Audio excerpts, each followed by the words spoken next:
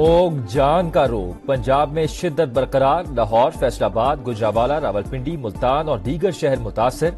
हद निगाह इंतहाई कम होने के बाद मोटरवे M2, M3 और M4 मुख्तलिफ मकामात पर ट्रैफिक के लिए बंद।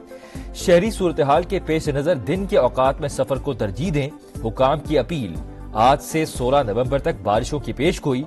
लाहौर, इस्लामाबाद, पेशावर, फैसलाबाद और जहलम में बादल बरसने का इम्कान। किला सैफुल्ला, भक्कर, डेरा गाजी खान और दीगर इलाकों में भी रिमझिम मुतवक्के। बारिश के बायस फिजाई आलूदगी में कमी हो सकती है, महकमा मौसमियात का मौक़िफ़। पाकिस्तान में जमहूरियत पर शब खून मारा गया। हुकूमत जमहूरियत और आइन पर कॉम्प्रोमाइज की तरफ जा रही है। सरबराह JUI मौलाना फजल रहमान की लंदन में मीडिया से गुफ्तगू। कहा, नए कानून के जरिए हर शहरी को मशकूक बना दिया गया, किसी सियासतदान की कैद के हक में नहीं। मौलाना की बानी PTI की रिहाई की कोशिशों में अपने किरदार की तरदीद। डोनाल्ड ट्रंप के हवाले से सवाल पर जवाब देते हुए कहा, न हम अमरीका की सियासत में मुदाखलत करते हैं, न उन्हें अपने मुल्क में मुदाखलत की इजाजत दे सकते हैं। ख्वाजा आसिफ के साथ पेश आए वाक़े की भी मुजम्मत।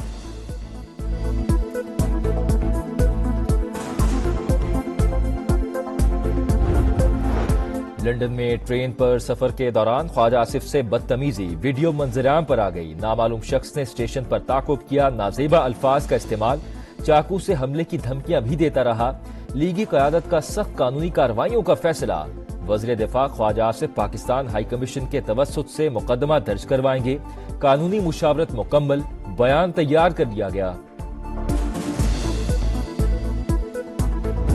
मैं बार बार उसका जिक्र नहीं करना चाहता, लेकिन उसमें अफसोस की बात है कि उन्होंने अपने छोटे जाती अगराज और मकासद के लिए उन्होंने मुल्क को दाव पे लगा दिया। आप हैं पाकिस्तान की तबाही के जिम्मेदार, आप लोग हैं। मुल्क को सत्यानाश करके रख दिया। मुस्लिम लीग नून जब भी आई है, पाकिस्तान इस तरह से ऊपर गया है।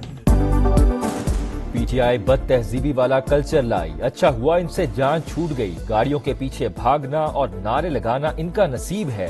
नवाज शरीफ ख्वाजा आसिफ से नारवा सलूक पर बरहम। लंदन में वर्कर्स कन्वेंशन से खिताब में कहा, कुछ लोगों ने जाती मकासद के लिए मुल्क दाव पर लगा दिया। मुझे सियासत से बेदखल किया गया, पार्टी सदारत ले ली। इन फैसलों से मुल्क को नुकसान पहुंचा, सब तबाही के जिम्मेदार हैं। तरक्की में रुकावट न आती तो पाकिस्तान आज G20 का हिस्सा होता। शहबाज शरीफ की तारीफ में कहा, मईशत दोबारा तरक्की की राह पर गामजन, हालात दिन ब दिन बेहतर हो रहे हैं। शहबाज शरीफ दिलो जान से मुल्क की हालत बदलने में मसरूफ हैं।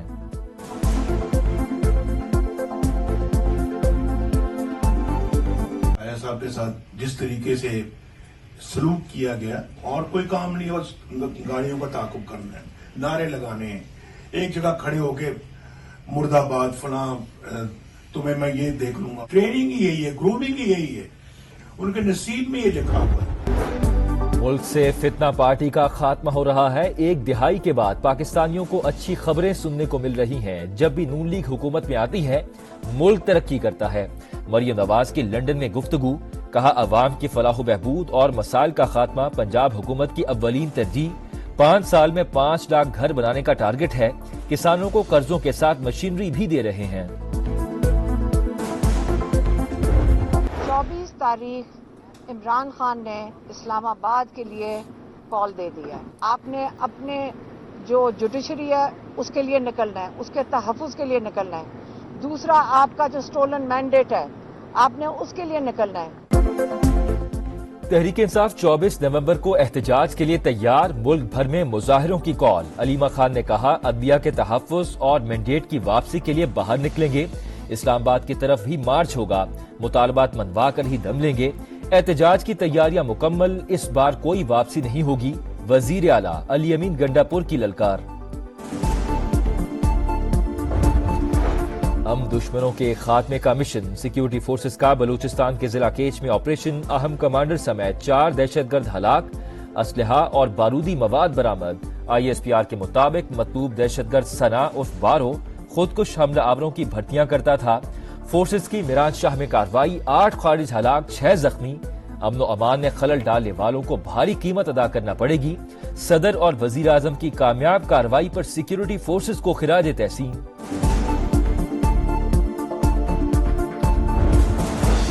پاکستان میں چینی شہریوں کی سیکیورٹی یقینی بنانے کا عزم، حکومت تحفظ کے لیے ہر ممکن اقدامات اٹھا رہی ہے، ملک سے دہشت گردی کو جڑ سے اکھاڑ پھینکیں گے۔ وزیر اعظم کی چینی نائب وزیر اعظم سے ملاقات میں یقین دہانی، کہا دو طرفہ تعلقات کی مضبوطی کے نئے دور کا آغاز ہو چکا۔ شہباز شریف کی صدر آذربائیجان الہام علیوف سے بھی ملاقات، معیشت، ٹیکنالوجی اور قابل تجدید توانائی کے شعبوں میں تعاون کے فروغ پر اتفاق۔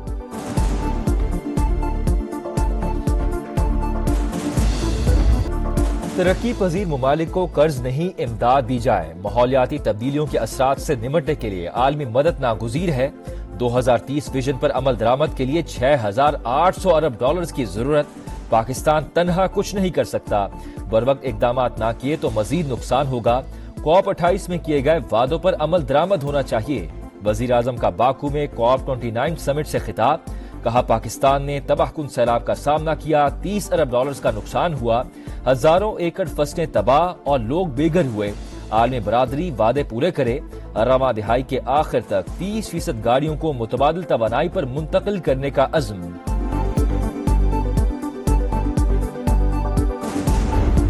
منی بجٹ نہیں آئے گا، پاکستان نے IMF کو منا لیا، عوام پر ٹیکسز کا مزید بوجھ نہیں ڈالا جائے گا۔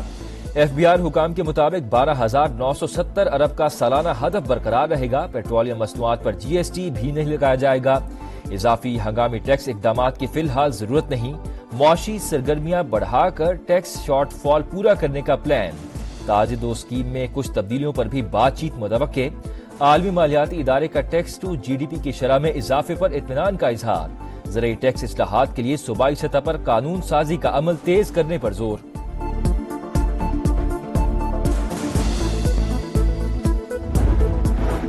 پاکستان کی عدالتی تاریخ میں نئے باب کا اضافہ، پہلے آئینی بینچ کی آج پہلی سماعت، 18 مقدمات سنے جائیں گے، عام انتخابات 2024 ری شیڈیول کرنے کی درخواست کی سماعت ہوگی، بیرون ملک اثاثے رکھنے والوں کی نااہلی کی درخواست بھی سنی جائے گی، PDM حکومت کی قانون سازی کالعدم قرار دینے کی درخواست بھی مقرر۔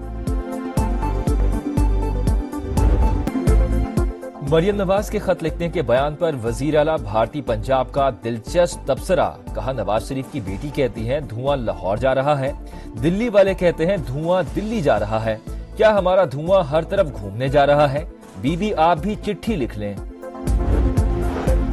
کراچی سمیت سندھ کے 26 اضلاع میں ضمنی بلدیاتی الیکشن کا مارکہ آج سجے گا، 274 پولنگ سٹیشنز قائم، 213 انتہائی حساس اور 50 حساس قرار، 33 نشستوں پر 175 امیدوار آمنے سامنے۔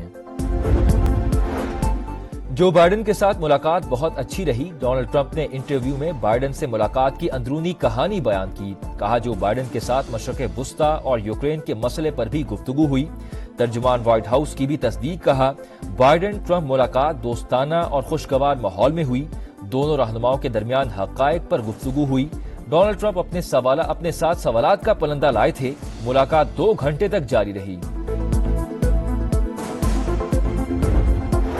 اسرائیل نے غزہ کو مقتل بنا دیا، شمالی علاقے میں ایک اور پناہ گاہ پر حملہ، جبالیہ اور خان یونس پر بھی بمباری، بچوں اور خواتین سمیت مزید 10 فلسطینی شہید، 24 گھنٹوں میں 50 شہادتیں، تعداد 43,712 ہو گئی۔ اقوام متحدہ نے 50,000 بچوں کے فوری علاج میں مدد کی اپیل کر دی۔ لبنان میں اسرائیل کی وحشیانہ کارروائیاں جاری، بیروت سمیت کئی شہروں پر بمباری، عمارتیں ملیہ میٹ، 2 دن میں 74 شہری شہید، حزب اللہ کا جوابی وار، 6 صہیونی فوجی مارے گئے، اسرائیلی فوجی اڈے پر بھی حملہ، درجنوں راکٹ داغ دیے، لبنان سے کوئی جنگ بندی نہیں ہوگی، اسرائیلی وزیر دفاع کی ہٹ دھرمی برقرار۔ اسرائیل کو ہتھیاروں کی فراہمی ہر صورت روکنی ہوگی، ترک صدر طیب اردوان نے واضح کر دیا، کہا جب تک اسرائیل کو ہتھیاروں کی ترسیل جاری رہے گی وہ دہشت گردی کرتا رہے گا، اسرائیل کو نہ روکا گیا تو فلسطین اور لبنان میں حالات مزید خراب ہوں گے۔ چیمپئنز ٹرافی پر کوئی سمجھوتا نہیں، ہائیبرڈ ماڈل نامنظور، میگا ایونٹ کی میزبانی بچانے کے لیے پاکستان کی کوششیں تیز، PCB کا دیگر بورڈ سے رابطہ، بھارت نہ مانا تو ممبر ممالک کے تعاون سے بھارتی سازش کا مقابلہ ہوگا، نوبت ووٹنگ پر آئی تو 12 میں سے 8 ووٹ درکار ہوں گے، ٹورنامنٹ منتقل ہوا تو PCB قانونی کارروائی بھی کرے گا۔